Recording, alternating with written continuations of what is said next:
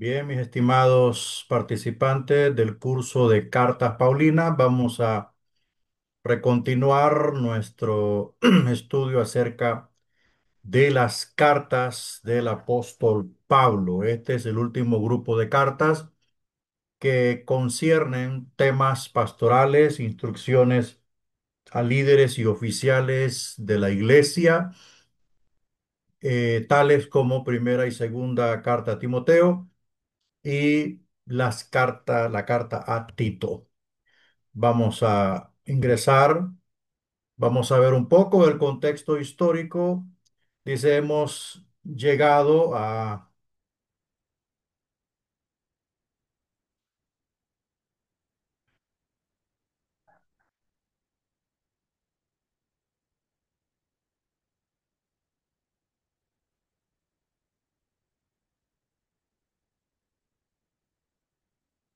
bien, vamos a recontinuar aquí.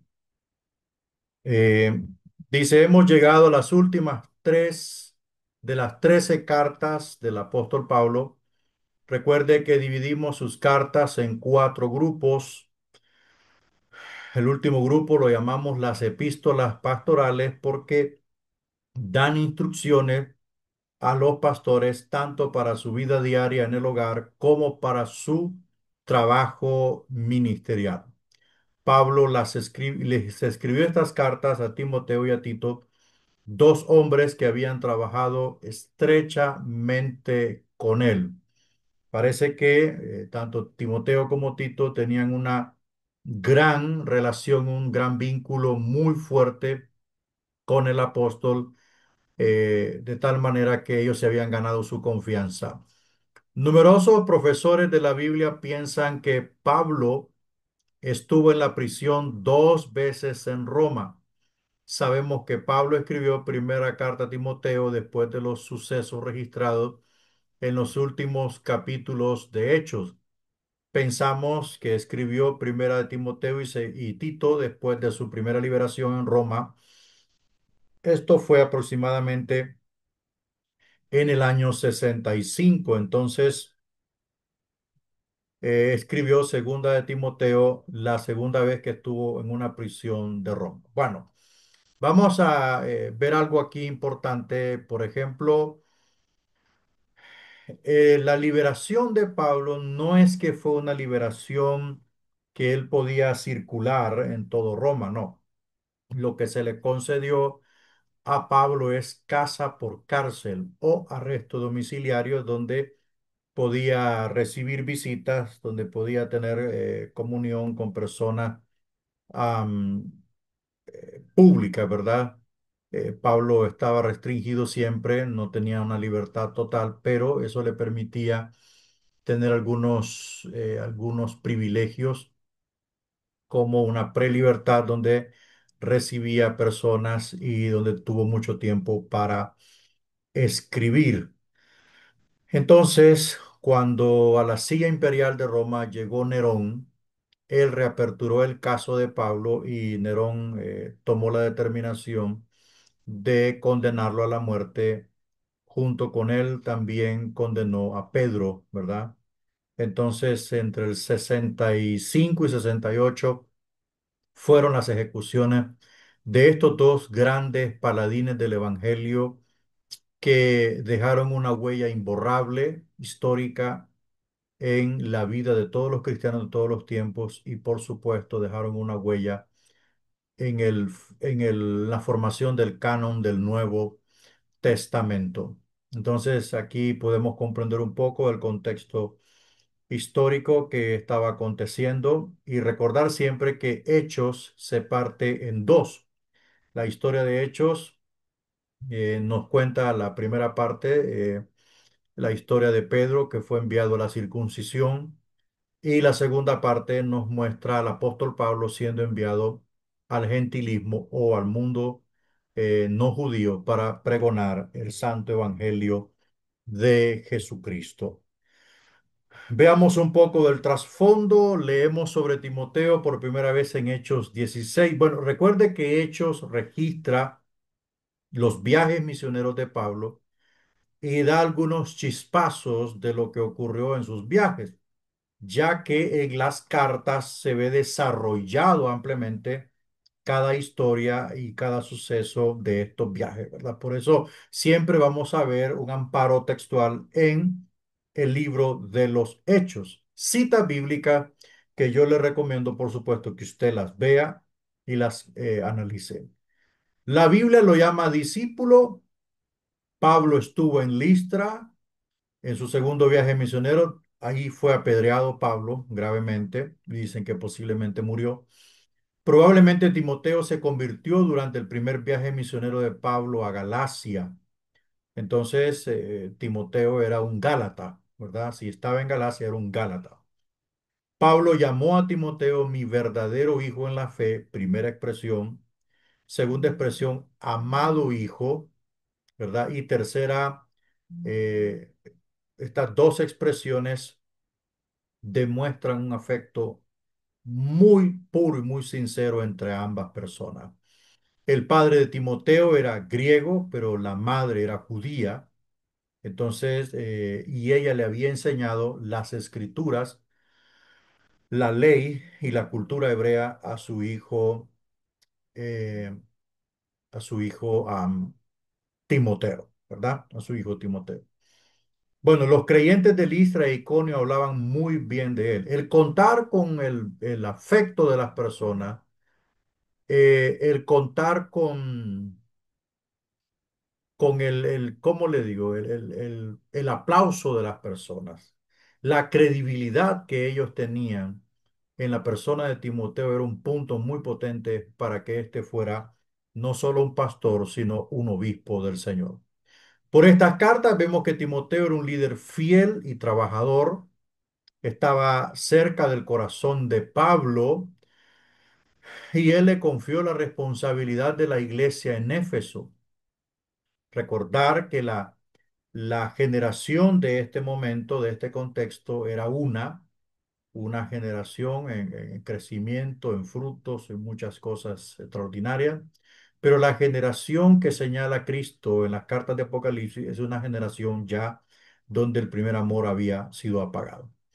Esta era una iglesia importante y grande, por eso sabemos que Pablo tenía una gran confianza en la capacidad de Timoteo. No obstante, a veces Timoteo necesitaba aliento. También podemos decir, por tercera expresión, Pablo lo llamó un hombre de Dios. O sea, este es el mayor título de un servidor de Cristo, un hombre de Dios, un hombre de Dios. Ese es el mayor título. Le mandó a decir que sea imitador de Jesucristo, el cual dio testimonio de la fe y de la buena religión, de la buena profesión delante de Poncio Pilato, delante de un pagano. No quiere decir que Jesús no tuvo doble identidad, no disminuyó en su identidad como siervo de Dios, como el emisario de Dios. Así le dice Pablo a Timoteo, imita a Jesús, que no importa delante de quién estaba o estuvo, tienes que ser el mismo, ¿verdad? Tienes que ser el mismo. Y le advirtió que guardara lo que se le había encomendado, o sea, que valorara y apreciara el ministerio, no menospreciarlo. Instrucciones sobre la administración de la iglesia. Bueno, en el capítulo 3 nos vamos a encontrar con esta expresión, palabra fiel, siempre que Pablo va a enumerar algunos requisitos relacionados con, sea los diáconos, sea los pastores. Entonces, esto denota gramaticalmente que lo que sigue después de esto es una palabra segura e innegociable y también es una palabra no revertible, ¿verdad? Eso es así, así queda establecido. Por eso se menciona la expresión palabra fiel, ¿verdad? Como unas 6 ocasiones. ¿Quién es un obispo o pastor? Bueno, obispo es una palabra que se deriva de la traducción griega, de la palabra griega episcopos. Episcopos. Se refiere a uno que supervisa, así como un presbítero, obispo o pastor, uno que supervisa, que está al cuidado, que está vigilando, que está a la expectativa de lo que pasa con las ovejas. En la figura 9.10 que usted debe de ver en su manual, hace una comparación de Primera de Timoteo y Tito con los 12 requisitos de un pastor. Note que hay 5 características que se deben evitar y 7 para anhelar cumplir. Entonces, esa es su asignación, analizar estos requisitos. ¿Quién es un diácono? Un diácono es una persona que ayuda a un obispo, ¿verdad? Es una persona ejemplar. Son personas de una madurez espiritual muy grande, de un testimonio inquebrantable, intachable y, como dice la Biblia, irreprensible, ¿verdad? Entonces, ese es un diácono, es alguien que ayuda a mantener el orden eh, al pastor dentro de la iglesia, esa persona que le ayuda, ¿verdad? El diácono no es superior al pastor, el diácono no tiene la misma autoridad del pastor, como antiguamente se había enseñado y se había dicho que los diáconos eran los que mandaban al pastor y que el pastor era mandadero de los diáconos. Eso es antibíblico, ¿verdad? Antibíblico. Ok. Instrucciones sobre las falsas enseñanzas. El Espíritu advierte, según 1 Timoteo 4, el Espíritu advierte que en los últimos días algunos abandonarán de la fe. Este tipo de advertencias nos impacta y nos entristece. No todos los que reciben a Cristo continúan siguiéndole, ¿verdad? Algunos son seducidos por espíritus engañadores a abandonar a Cristo. Estos demonios esparcen sus enseñanzas mediante los falsos maestros. Pablo dice que es la responsabilidad del pastor señalar las enseñanzas falsas. Una de las mejores formas de enseñar la verdad es vivirla. Por lo tanto, Pablo le ordena a Timoteo ser ejemplo de los creyentes en palabra, conducta, amor, espíritu, fe y pureza. Bueno, Pablo no se equivocó, los mismos problemas en cuanto a falsas enseñanzas, herejías, apostasía personal, apostasía congregacional o religiosa, se enfrentaron aquellos tiempos, en este tiempo también se está enfrentando y es deber del pastor prepararse, equiparse para poder contrarrestar estas falsas enseñanzas y señalarlas, ¿verdad? Instrucciones sobre varias clases de personas en la iglesia. Encontramos a los ancianos y jóvenes. Los hombres y las mujeres de cualquier edad deben ser tratados como miembros de la familia. O sea, lo que Pablo procuraba dentro de la iglesia era un espíritu de fraternidad, de una hermandad que fuese más como una familia y no como un grupo social. Las viudas deberían ser apoyadas, viudas no menores o con más de 60 años, ¿verdad? Con más de 60 años sin amparo de familia debían de ser apoyadas económicamente. Los obispos fieles que ministran merecen apoyo financiero de la iglesia. Eso está en Primera de Timoteo 5:17 al 25. Las acusaciones contra los obispos deben hacerse en la presencia de 2 testigos o más. Bueno, entonces estas son algunas de las instrucciones que Pablo estaba dando los esclavos. El Evangelio no libera a un esclavo de su responsabilidad de someterse al amo, pero Filemón nos enseña que el Evangelio transforma a los esclavos en hermanos de los patrones creyentes. O sea, hay una transformación, hay un cambio de estatus en el Evangelio, ¿verdad? Los falsos maestros, Pablo dice que los falsos maestros son orgullosos. Algunos de ellos piensan que la fe es el camino al dinero. Estos están muy lejos de la verdad. Hay que tener mucho cuidado con los falsos maestros, escucharlo todo, retener lo bueno, eh, para no caer en el error. El hombre de Dios, Pablo contrasta al pastor con los falsos maestros que aman al dinero. En vez de buscar las riquezas, un pastor debe buscar la justicia, la piedad, la fe, etcétera, etcétera, ¿verdad? O sea, hay que buscar primero el reino de Dios, su justicia y lo demás viene por añadidura. Bueno, entramos a Tito. En el contexto histórico, parece que Pablo guió hacia Cristo tanto a Tito como a Timoteo. El apóstol llamó a Tito verdadero hijo en la común fe. Tito era griego, probablemente de Antioquía de Siria.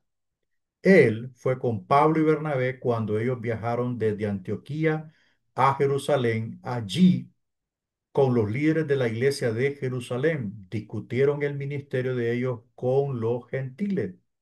Tito era gentil, llegó a ser seguidor de Cristo sin la circuncisión judía. Él es un buen ejemplo de alguien que es salvo por la fe en Cristo, sin tener que guardar la ley de Moisés. Bueno, usted ya ve entonces que Tito era griego, ¿verdad? Y que era gentil y por lo tanto se convirtió a Cristo sin necesidad de la circuncisión. Veamos acá una titulación, Tito, hombre de soluciones. Es posible que en su manual no aparezca, pero aquí está nombrado para tener una idea del argumento que viene. Tito le ayudaba a la gente a resolver los problemas de la iglesia.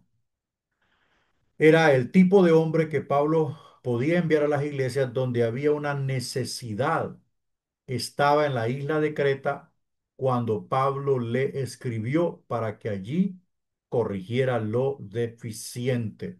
Por eso le dice Pablo, por esta causa te dejé en Creta para que corrija lo deficiente.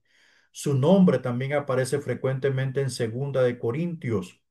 Pablo lo envió a varios lugares para resolver los problemas de la iglesia. Pablo estaba feliz cuando escribió Segunda de Corintios. ¿Por qué? Tito recién había vuelto de Corinto con un buen informe. Parece que él había hecho un buen trabajo resolviendo los problemas allí. Y le digo una cosa, los problemas en Corinto no eran fáciles, eran problemas serios. Bueno, deducimos un líder debe de ser siempre un líder de soluciones, no de problemas, no de complicaciones, ¿verdad? Las instrucciones sobre el nombramiento de ancianos, las enseñanzas sobre el nombramiento de los líderes son breves. En Tito, en Primera de Timoteo, Pablo escribió sobre, perdón, el nombramiento de los líderes son breves en la carta de Tito. En Primera de Timoteo, Pablo escribió sobre la elección de pastores y diáconos, pero la carta de Tito trata solamente, mire usted, de la designación de ancianos, ¿verdad? La figura 9.8 resume los requisitos para pastores. Primera de Timoteo 3 y Tito 1. Los líderes de la iglesia deben ser piadosos y tener el carácter probado, no inmaduros. Deben tener éxito en la dirección de su hogar. Aquí hay un hándicap. Antes de manejar la iglesia, deben ser ejemplos, ¿no? Los cretenses se conocían por ser pecaminosos. Por lo tanto, la carta a Tito enfatiza que un pastor debe ser justo y santo y amar lo que es bueno. La ética cristiana sobreponiéndose a las prácticas mundanas de la cultura, ¿verdad? La ética cristiana sobreponiéndose. Instrucciones sobre los falsos maestros. Tito estaba pastoreando en la iglesia en Creta cuando Pablo escribió esta carta. El problema principal en Creta era el de los falsos maestros judíos. Pablo describió cómo eran ellos en su tiempo, rebeldes, se rehúsan a cooperar, impostores, legalistas, etcétera, etcétera. Afirman conocer a Dios, pero sus acciones lo niegan. Normalmente, los falsos maestros y falsos profetas siempre tienen frutos negativos y no frutos positivos. Instrucciones sobre varios grupos. En las iglesias observe un tema grande en la enseñanza de Pablo a las mujeres y hombres jóvenes, a los esclavos. Él no quería que las acciones de ninguna persona fueran un tropezadero o causaran que el evangelio se viera afectado en algo malo. La figura 9:11 señala la relación entre las acciones de los creyentes y la reputación del evangelio. Vea la figura 9.11 que enseña Pablo acerca de las relaciones de los creyentes, cómo debe de llevarse el evangelio o sus enseñanzas a la práctica diaria. No nos olvidemos de esto.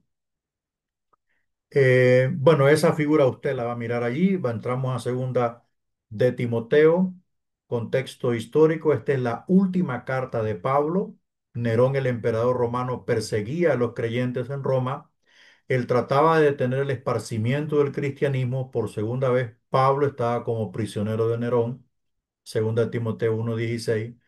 Todos sus amigos, es que realmente, hermano, a Nerón todo el mundo le temblaba. Todos sus amigos, menos Lucas, lo habían abandonado. Pablo sabía que su ministerio había terminado, había corrido y ganado la carrera y su muerte estaba cerca. No se sabe cómo, pero Lucas tenía acceso a la prisión de Pablo. No se sabe. Algunos historiadores dicen que Lucas tenía un estatus muy elevado, una condición social muy elevada y por lo tanto se le permitía, ¿verdad? Para administrar los escritos, los rollos que Pablo escribía, Lucas era el custodio de todo eso. Pablo quería a Timoteo, el apóstol lo llamó mi amado hijo y mi colaborador. Timoteo había ayudado a entregar 6 de las cartas de Pablo, ¿verdad? Esas cartas Lucas se las trasladó a Timoteo, porque Lucas era el intermediario. Entonces, de esa manera se pudieron preservar estos escritos inspirados. La advertencia de Pablo sobre los últimos días, lea segunda de Timoteo 3:1 al 9. Pablo enumera las características de la gente en los últimos días. ¿Cuáles de estas características describen a los pecadores en su área?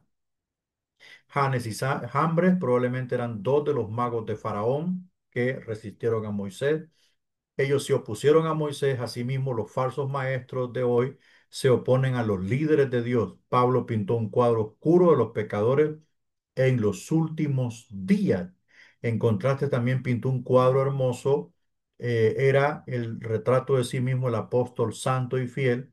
En los tiempos más oscuros es bueno enfocar en los ejemplos santos e imitarlos, ¿verdad? Pablo dejó buenas huellas para que Timoteo siguiera. Y no solo Timoteo, sino todos los cristianos de todos los tiempos.